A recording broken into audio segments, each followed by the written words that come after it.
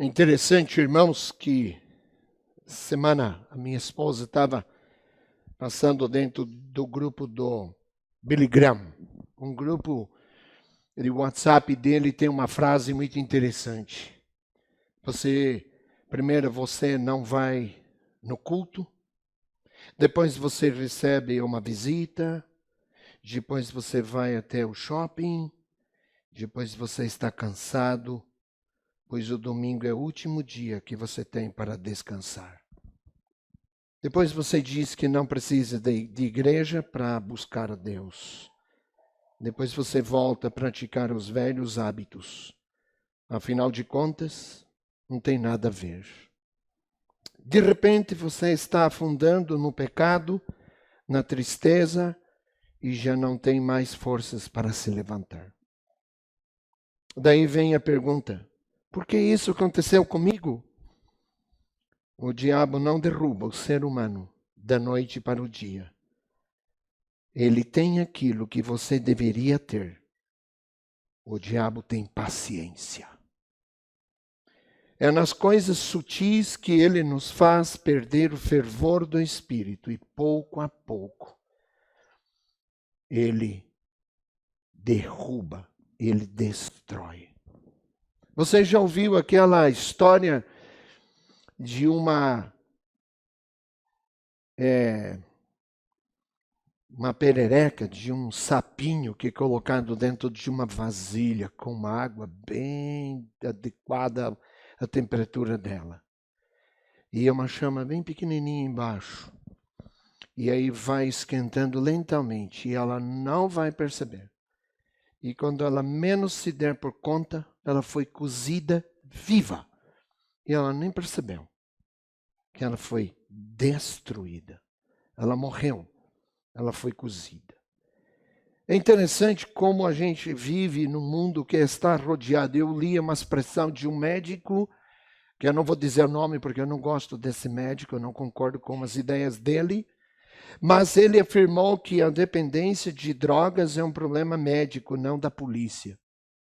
Eu discordo frontalmente, porque não é nem do médico e nem da polícia. É um problema espiritual, um problema do coração.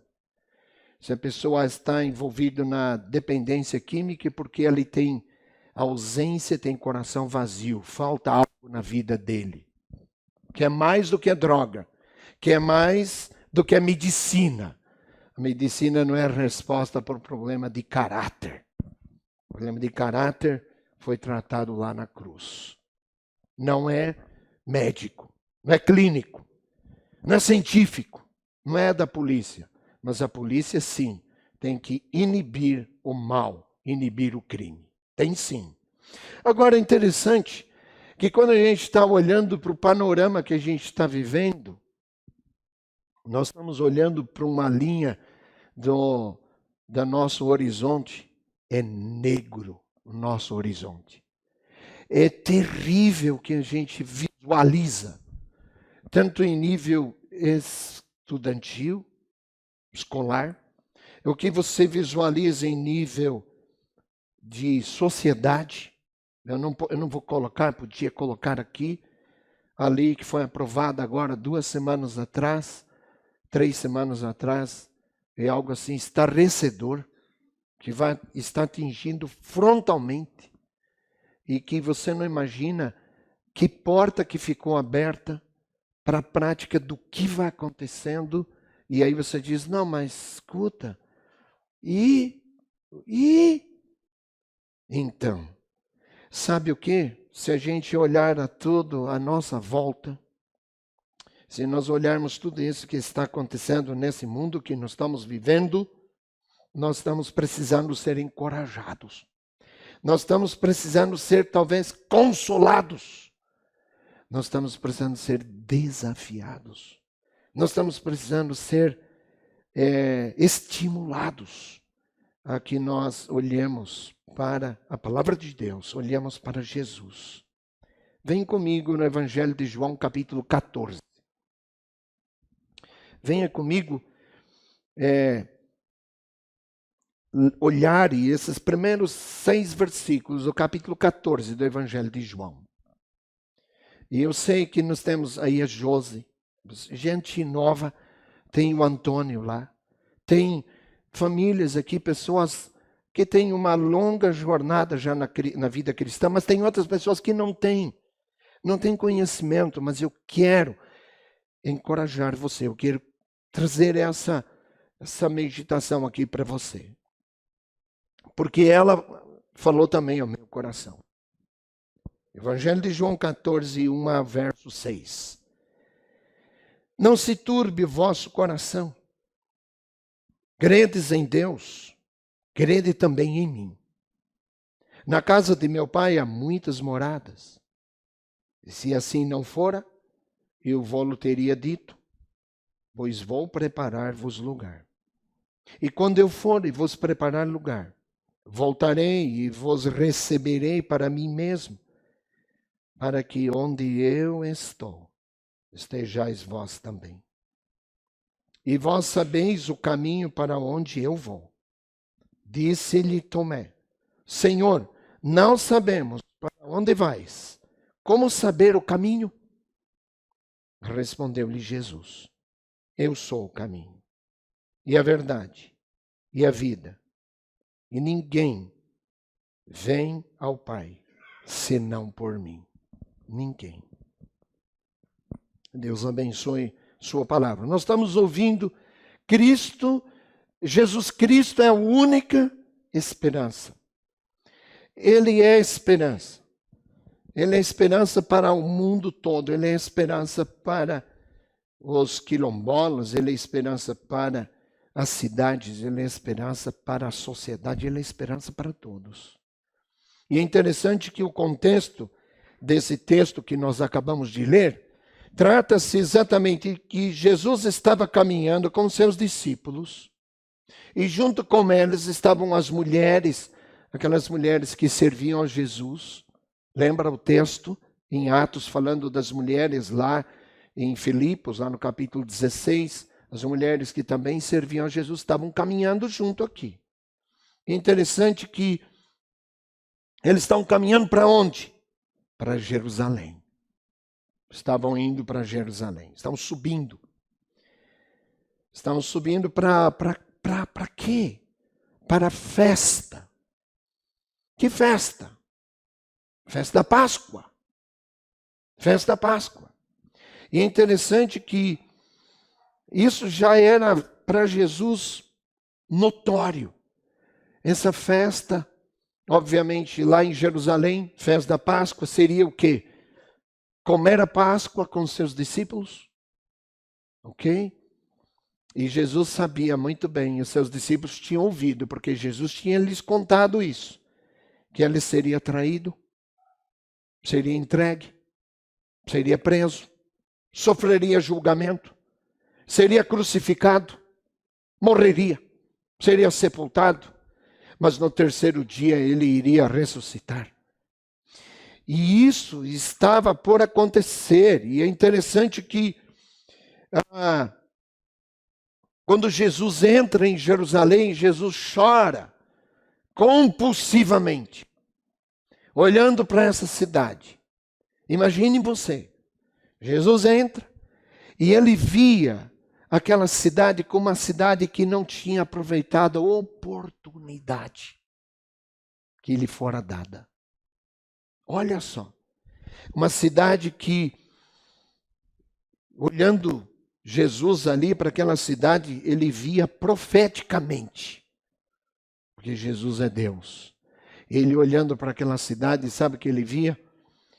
Uma cidade que seria destruída, queimada. Uma cidade que seria, o templo seria destruído lá no ano 70.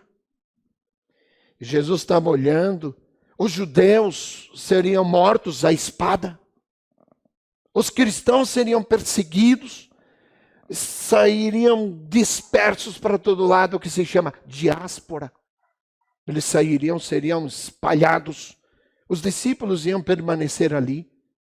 Nós lemos o texto aqui no culto de quarta-feira, aqui em Atos, nós estivemos meditando aqui, falando sobre algumas coisas sobre a conversão ali no capítulo 8 e 9 de Atos. A conversão de Saulo. Nós meditamos aqui no culto de quarta-feira a importância daquilo que ocorreu ali. E essa diáspora, ela iniciou, essa perseguição, esse espalhar, iniciou no ano 70. E ela terminou agora no ano de 14 de maio de 1948.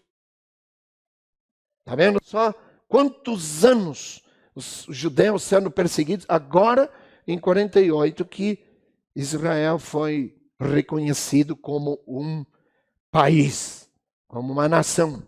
E assim os judeus de todos os cantos do mundo que foram espalhados podem voltar para Israel, voltar para sua terra. Agora, 14 de maio de 1948. Então é interessante que isso tem uma conotação escatológica. Essa data de 1948. É interessante que essa Páscoa tinha sido preparada lá em Jerusalém, o cordeiro assado, os pães sem fermento, o vinho, as ervas amargas, e ali do lado havia uma bacia com água e a toalha para lavar os pés. E é interessante que os discípulos orgulhosos, obviamente eles não iam se sujeitar a isso. Eu vou lavar os pés para poder se sentar à mesa. Não é essa mesa que a gente tem com cadeiras, tudo dessa forma. Não, sentar nas almofadas, como são os pés ali, empoeirados. Isto, andando pelas estradas poeirentas e com sandálias, não de fechados como nós usamos, mas você imagina como seria. E aí, é interessante que o contexto mostra que Jesus, ele foi lá e pegou aquela bacia com água, pegou a toalha e começou a lavar os pés dos seus discípulos. Ele foi lavando os pés ali, dá para imaginar ali, os pés de Tomé, os pés de Filipe, de Mateus, de João. E aí quando Jesus foi se dirigir a Pedro, lá no capítulo 13, é interessante que Pedro disse, nunca me lavarás os pés, lá no versículo 8. Respondeu-lhe Jesus, se eu não te lavar, não tens parte comigo. Então Pedro lhe pediu, Senhor, não somente os pés, mas também lava as mãos e a cabeça. E Jesus disse, quem já se banhou não necessita se lavar senão os pés somente. Quanto ao mais, está todo limpo. Ora, vós estáis limpos, mas não todos, porque tem um. E Jesus se referia a Judas Iscariotes. Esse não estava limpo, não. Esse estava sujo. E nem todos estáis limpos, lá no verso 11, capítulo 13. E é interessante que os discípulos estão ali exatamente diante, vivendo esse momento, vivendo esse tempo. Eles sabiam muito bem que tudo isso que estava acontecendo eram os momentos que antecediam o momento em que Jesus seria entregue, seria condenado injustamente, muito rapidamente, e ele seria crucificado. Os discípulos estavam com o coração angustiado, aflito, triste, de que seu mestre seria preso, julgado, seria ali crucificado. É interessante que isso nos remete a um quadro diferente, obviamente, do que eles estavam vivendo lá, mas Jesus tinha em mente, ele tinha em mente que nós também, em algum momento na sua vida, e talvez vivendo hoje, uma realidade da qual nós estamos vivendo, uma realidade onde você pode notar a dificuldade que está se acentuando. O problema está se avolumando. Pessoas estão ficando em desespero. Se o senhor olhar para ali, por aqui, para todo lado, seus vizinhos, pessoas próximas, sabe o que eu tenho feito, irmãos? Eu tenho me aproximado das pessoas. Eu estou indo conversar com as pessoas. E sabe o que você está descobrindo? As pessoas estão vivendo uma angústia. Estão vivendo uma aflição. Elas estão aflitas. Elas estão perturbadas o seu coração. Angustiadas. Interessante. E qual é a solução para um coração turbado? Qual é a solução para um coração angustiado, aflito, em crise? É interessante. Aí você pode olhar exatamente essa expressão do versículo 1 do capítulo 14. Jesus disse: não se turbe o vosso coração. Jesus está dizendo isso para os seus discípulos. Jesus está dizendo para as mulheres que estão ali. Jesus está dizendo para os seus seguidores. E aí, por tabela, ele está dizendo para você e para mim. Ele está dizendo para nós. Está dizendo para ti, que está aqui hoje à noite. Ele está dizendo: não se turbe o teu coração. Não fique perturbado, não. Não fique aflito. Não fique angustiado. Não fique. Ele disse: confie. Confie. Creia em Deus. Creia também em mim. Olha o que Jesus disse. Jesus não disse: creia no governo. Creia na política. Creia na sua juventude. Creia na força do seu trabalho. Creia na sua capacidade. Creia nos seus recursos humanos. Creia na sua religião. Não. Creia na sua saúde, no seu dinheiro. Não. Jesus disse: creia em Deus. Creia em mim. Olha que coisa interessante. Se a gente vasculhar o nosso coração e vasculharmos a nós mesmos, essa é a questão para comigo mesmo. Em que você crê? Em tempo que nós estamos vivendo, tempo de aflição, tempo de crise, tempo de estresse, tempo de... Em que você está crendo? Creia no Senhor. Aquela era a hora em que Jesus tinha vindo ao mundo e ele estava preparado para essa hora. Interessante porque olhando lá no capítulo anterior, na verdade lá no capítulo 12, versículo 27, ele disse: agora está angustiada a minha alma, e que direi eu? Pai, salva-me desta hora? Mas precisamente para este propósito vim para esta hora. Note você, olha o que Jesus está dizendo, precisamente, é para essa hora, é para esse momento que eu vim.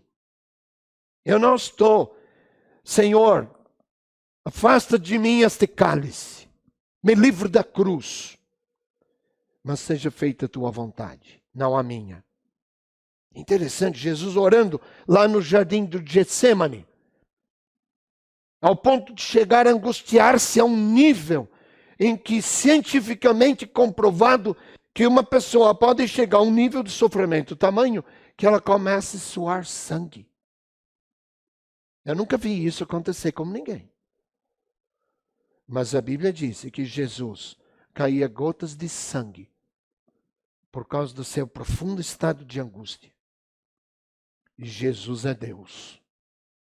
E Jesus, humanamente, ele suportou o castigo que era seu e meu. Olha só.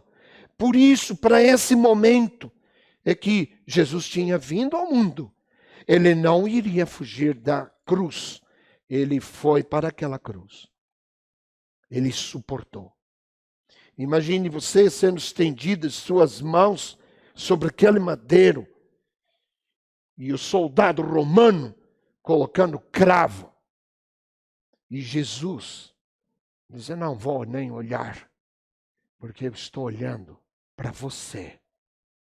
Não estou olhando para o cravo, nem a dor que ele ia sofrer física. Mas imagine a dor de ter que suportar tudo que ele suportou por amor a você e a mim. Note você.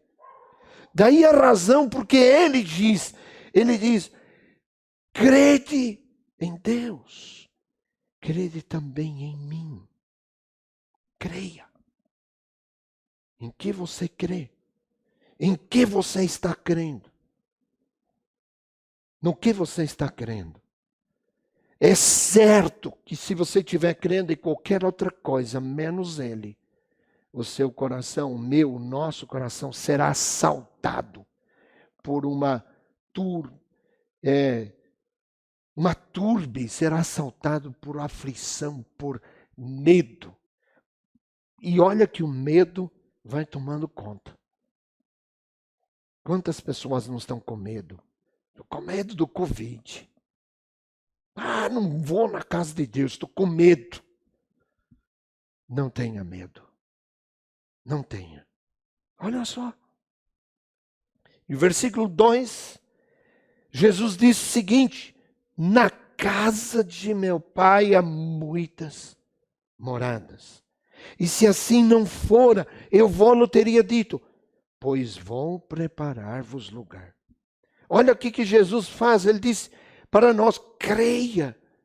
Porque se há uma coisa que eu tenho em mente, e eu sei que é a missão que eu recebi, é que você crendo em mim, creia no meu Pai, creia em Deus, creia em mim, porque você vai desfrutar deste lugar que eu preparei para você. O céu, a Nova Jerusalém, a morada celestial, um lugar preparado exclusivamente, totalmente para aqueles que creem. Olha que situação, olha que coisa. Olha como enfrentar esse coração aflito. É você lembrar e ser lembrado por Jesus de que Ele foi preparar um lugar para nós. Nós temos um lugar preparado. Nós não estamos andando no escuro, nós não estamos incertos para onde nós estamos indo. Nós sabemos para onde nós estamos indo. Sabemos onde vai dar isso. Nós sabemos. Eu vou preparar-vos um lugar.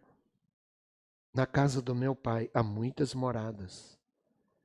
Você imagina a ideia, pense na ideia do que Jesus está colocando, a mansão celestial, eterna, onde para sempre nós vamos viver e vamos morar lá. Onde não entrará tristeza, não entrará dor, não entrará doença, não entrará nem lágrimas, porque o Senhor vai enxugar toda lágrima dos nossos olhos. Olha só, onde não entra tristeza, não entra nada. Lembre o que Ele está prometendo e Ele está dizendo, olha, você não se turbe o teu coração, porque eu vou preparar um lugar para você. Primeiro, creia em mim, creia no meu Pai, e eu vou preparar um lugar. Não fique com o coração aflito. Terceira coisa, olha o versículo 3. E quando eu for e vos preparar lugar, ele disse, eu voltarei. Eu voltarei. Voltarei e vos receberei para mim mesmo, para que onde eu estou, estejais vós também. Interessante que Jesus ele está encorajando os seus discípulos, as mulheres, está encorajando todos eles, dizendo o seguinte, eu vou voltar. Eu não só creia, mas eu vou preparar um lugar, mas eu vou voltar. Sabe como é que Jesus vai voltar? Primeiro, Jesus vai voltar pessoalmente. Pessoalmente. Ou mesmo que subiu, voltará. Pode ler isso lá no texto em Atos. Como vistes ele subir, assim será a sua volta. Ele voltará. Segunda coisa, ele voltará visivelmente. Porque a Bíblia diz, e todo olho verá. Todo olho verá. Note você. Terceira coisa, ele voltará audivelmente. Audivelmente. Ao soar da trombeta. Olha só o que as Escrituras descrevem. O Senhor descerá, surgirá entre as nuvens e virá nos ares e ao som da trombeta. O seu povo será levado, será arrebatado. Todos os que creram nele. Todos. Quarta coisa, ele voltará repentinamente. Repentinamente. A palavra de Deus diz que a volta de Jesus será como um relâmpago que sai do Oriente e se mostra no Ocidente. Será como um piscar de olhos. Na hora. Assim será repentinamente a volta de Jesus. A volta de Jesus, quinta, ele disse, será inesperadamente. Isto é, a Bíblia diz, será como um ladrão, de surpresa. Não vai ser como aviso, não. Oh, eu acho que Jesus já está voltando, vai dar tempo para o cidadão. Não vai dar tempo, não. Será inesperadamente. É interessante que as Escrituras descrevem esse momento da volta de Jesus como no tempo de Noé. Quando as pessoas casavam e davam-se em casamento, compravam, vendiam, levavam a vida normal. As pessoas vivendo suas vidas, não, está tudo normal. Ô, pastor, está tudo normal, pastor, está tudo beleza. Pá! A volta de Jesus será inesperada. Não vem com avisos com antecedência, não. Igual um ladrão. Ladrão não avisa para entrar na sua casa. Você não está esperando. E ele veio. É assim. E a Bíblia descreve dessa forma. E é interessante, porque a Bíblia descreve que Jesus virá. Ele voltará também de uma forma inescapavelmente. Ninguém consegue impedir a volta dele. Ele vai voltar. Olha, podem tentar impedir isso. Pensa nas maiores autoridades, esses líderes mundiais. Pensa nessa gente que acha que tem poder de botar gente na cadeia, prender, eu tenho poder. Você não tem poder nenhum para impedir Jesus, porque ele vai voltar. E sabe o que vai fazer? Interessante. Ninguém consegue impedir a agenda divina. A agenda de Deus será cumprida. E ele vai voltar. E será interessante, uma volta também vitoriosa. Porque Jesus vem para quê? Para julgar as nações. Com o sopro da sua boca ele mata o anticristo. Ele destrói, ele vai salvar. E ele vai dizer exatamente o seguinte: vinde benditos de meu Pai, possuí por herança o que vos está preparado desde a fundação do mundo. Vocês que creram, entrem, venham, possuir por herança aquilo que vos está preparado. Olha que coisa, a Escritura deixa isso nitidamente para nós. Ele voltará. Jesus disse, encorajando a gente, dizendo, não se turbe o vosso coração, porque creia em meu Pai. Eu vou preparar um lugar e eu vou voltar. Eu vou voltar. Mas olha só, concluindo, os versículos 4 a 6. Ele disse, e vós sabeis o caminho para onde eu vou. Olha que coisa interessante. Disse-lhe Tomé, mas Senhor, nós não sabemos para onde vais. Como saber o caminho? Aí Jesus disse claramente: eu sou o caminho, e a verdade, e a vida, e ninguém vem ao Pai se não for por mim. Interessante que a única pessoa que pode conduzir as pessoas, você e eu, para o céu, é Jesus. Ninguém mais. Nós vivemos num mundo que tem muitas religiões. Muitas religiões. Muitos deuses. Pra você ter ideia, só na Índia tem 30 milhões de deuses. 30 milhões de deuses. Tem tantos deuses e é interessante, por dia, 5 novas religiões aparecem, surgem. 5 novas religiões por dia. Templos, santuários, nichos, rituais, livros sagrados vão surgindo. Mas existe só um caminho. Só existe uma pessoa. Só existe um meio. E Tomé perguntou lá no verso 5, Senhor, nós não sabemos para onde vais. Como saber o caminho? Como podemos saber? Jesus diz, eu sou o caminho. E lá em Provérbios 16, 25 diz que há caminhos que o homem parece caminhos de vida, mas são caminhos de morte. O fim deles é morte. Há caminhos que ao homem parece correto, parece direito. E as pessoas vão aqui, vão ali, elas vão correndo atrás. Eu não sei onde o seu coração se agarra, por onde você vai buscando. Eu preciso encher meu peito, meu coração.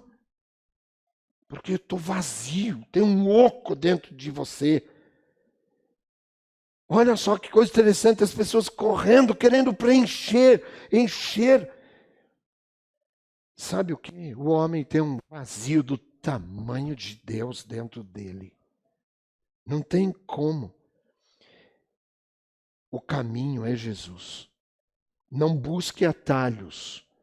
Não busque construir uma coisa. Não, eu vou construir, eu vou chegar no céu através das minhas obras. Eu sou uma pessoa muito boa. Você não vai conseguir.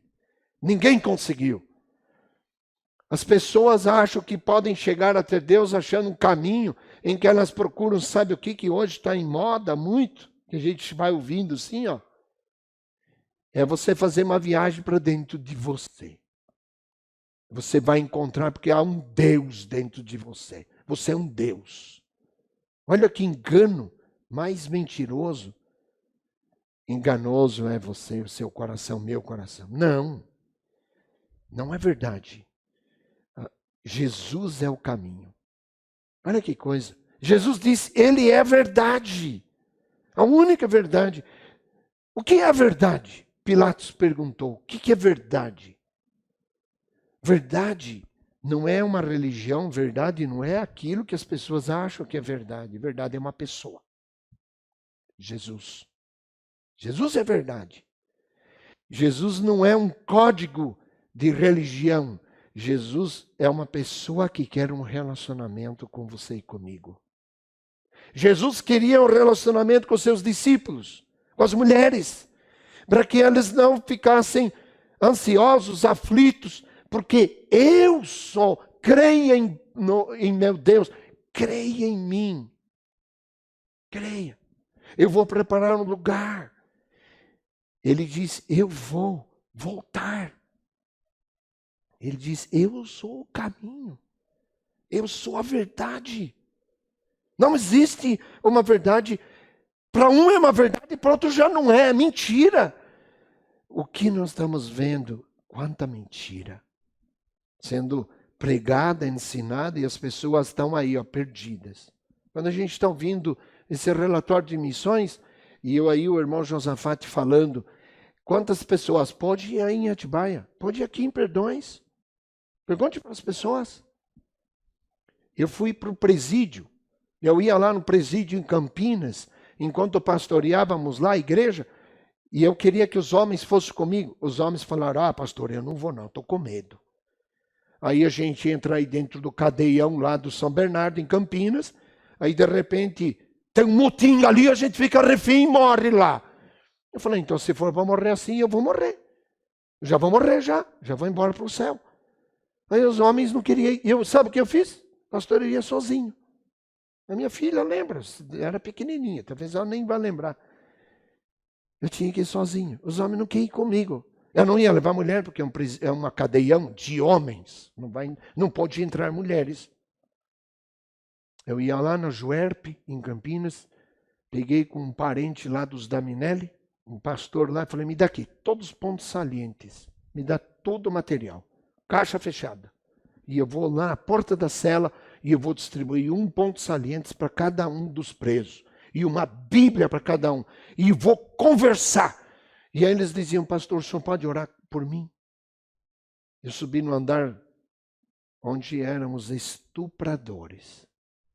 Eu subi nesse andar para entregar para eles. E ele disse, pastor, nós estamos separados dos outros. Eu sei porque eles estão separados. Estuprador não pode pôr com a turma de baixo, eles matam vocês. E aí eu falei, vou orar por eles. Ele disse, só que um respeito tão grande com a presença da gente, eu entrava lá, põe camisa aí, tem um lá dentro da cela que ele é o chefe. Ele manda lá. Todo mundo põe camisa aí. Respeito aí pelo pastor. Belezinha, todo mundo correndo, põe camisa. Fica tudo bonitinho, tudo quietinho. E aí eu chegava e ele disse, pastor, eu sou positivo, sou soro positivo. Tenho HIV. Estuprador tem HIV. Ele falou, o senhor pode orar por mim? Eu falei, então vamos orar. Todo mundo, dá a mão aí, gente. Dentro da cela, todos os presos deram a mão. E nós estávamos aqui fora. Eu estava com os americanos naquela ocasião, os missionários. Demos as mãos e oramos. Eu fui visitar de 2, 3 semanas e toda semana eu ia lá. E você não acredita. O rapaz de um preso, ele disse, pastor, eu fiz o exame e deu negativo. Pode ser engano. Na semana seguinte, fez de novo. Negativo. Ele falou, Jesus me curou. Aqui dentro da cela. Falou, mais do que te curar da HIV, ele quer te curar do seu pecado. E Jesus tem poder para isso. Entrega teu coração a ele. E você sabe que as pessoas ali entregando a vida, o coração a Jesus, ali dentro da cela. Sabe por quê? Porque Jesus diz, ele é a vida.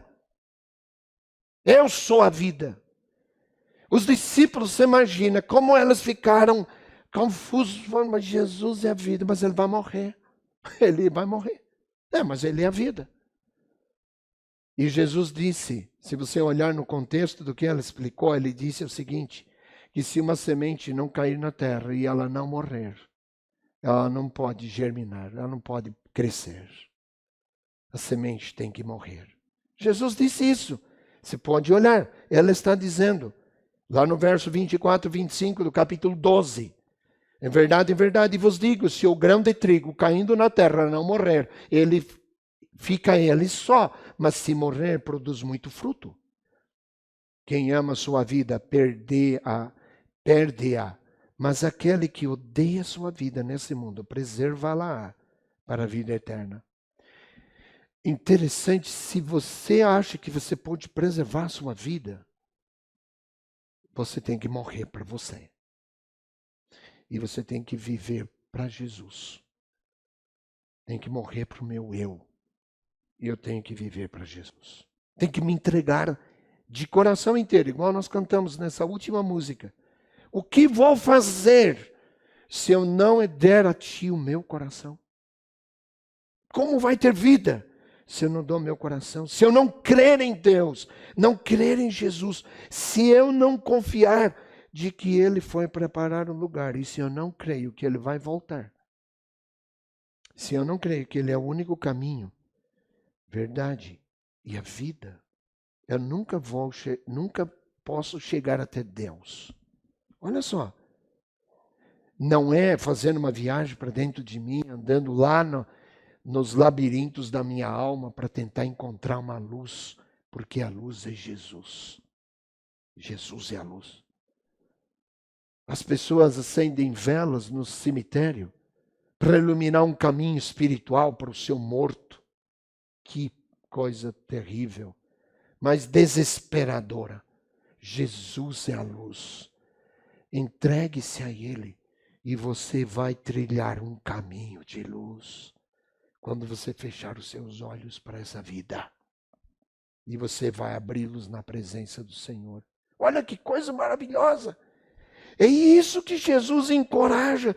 Não se turbe o vosso coração. Creia no Senhor, porque Ele é o único em que eu e você precisamos crer. Baixe sua cabeça, feche seus olhos. Ore pelas pessoas que estão aqui. Você está com o seu coração turbado, triste, angustiado. Você está com o seu coração desesperado, talvez, dizendo, não sei o que vou fazer, não sei o que vai ser da minha vida, não sei o que vai acontecer. Faz uma coisa, meu querido. Venha para Jesus. Entregue teu coração a Ele. Entregue tua vida. Entrega tudo. Sabe por quê? Quando Ele for Senhor de tudo, Ele cuida de tudo. Ele faz tudo. Ele não só faz tudo para aqui agora, que é algo muito simples, muito pequeno, mas Ele quer fazer tudo por você, quanto à eternidade. Ele quer que você more com Ele lá no céu. Ele é o caminho, o único jeito de entrar lá. Os quilombolas precisam saber disso. Todos nós precisamos, Perdões precisa saber disso. Os moradores originais de Perdões precisam saber isso. Essas famílias e famílias aqui. Eu creio que Deus vai salvar pessoas aqui em Perdões. Gente que você não imagina. Eu creio. Mas tão simples, você que está aqui hoje, talvez diga, eu preciso entregar meu coração a Jesus. Pai querido, estamos diante do Senhor agora. E o Senhor está dizendo através da tua palavra, não se turbe o vosso coração. Creia em Deus, creia também em mim. Eu fui preparar lugar para você. E eu vou voltar para te buscar. Porque eu sou o caminho para você chegar até o Pai. Eu sou a verdade, eu sou a vida. E ninguém vem ao Pai se não for por mim. Pai querido, os corações que estão aqui nessa noite, angustiados, aflitos, estressados, o coração que não sabe o que vai fazer, o que vai acontecer, mas que se renda ao Senhor aqui agora, porque o Senhor está presente, e é o Senhor que quer que o nosso coração descanse em Ti, que sejamos consolados pelo Senhor, descansando totalmente em Ti, sabendo de que o Senhor é aquele que conhece toda a aflição do nosso coração. O Senhor sabe tudo o que está acontecendo. O Senhor sabe tudo o que está passando com a gente. E é o Senhor que quer que nós descansemos em Ti. Confiemos em Ti. Lancemos nossa vida nos Teus braços. Alguma pessoa aqui nessa noite dizendo, eu preciso de Jesus assim. Eu entrego meu coração a Ele. Você está aflito, querido? Faz isso. Levante sua mão. Eu quero orar por você. Você quer entregar teu coração a Jesus. Você não entregou ainda. Você nunca entendeu isso. E Jesus está dizendo, não se turbe o teu coração. Creia em Deus. Creia em mim. Confie em mim. Alguém aqui nessa noite? Não tem certeza, tem dúvida, está tomado de aflição seu coração. Amém. Amém. Deus abençoe, querida. Se mais alguém tiver. Vamos orar. Pai querido, nós pedimos agora pela vida da Josi. O Senhor conhece o coração dela. Aflito, desesperado, angustiado. Coração, Senhor, tomado de talvez de medo. Assim como os discípulos estavam assim. Assim como todos nós nos sentimos muitas vezes dessa forma. Diante de situações que se demonstram tão negras diante de nós. Mas o que o Senhor está falando, dá-me o teu coração. Venha a mim. Não se turbe o teu coração. Creia em Deus. Creia também em mim. Pai querido, que nessa noite a Josi possa, diante dessa sua atitude, dizendo: Jesus, eu creio em ti. Eu te recebo em meu coração. Eu confesso a ti, ó Deus, que eu sou uma pecadora. E eu tenho pecado contra ti. Eu tenho quebrado tua palavra. Eu tenho quebrado os teus mandamentos. Eu tenho andado fora, Senhor, distante do Senhor. Eu tenho feito tudo que meu coração quer. Mas de hoje em diante, eu quero obedecer à tua voz. Põe o teu Espírito que habita em mim.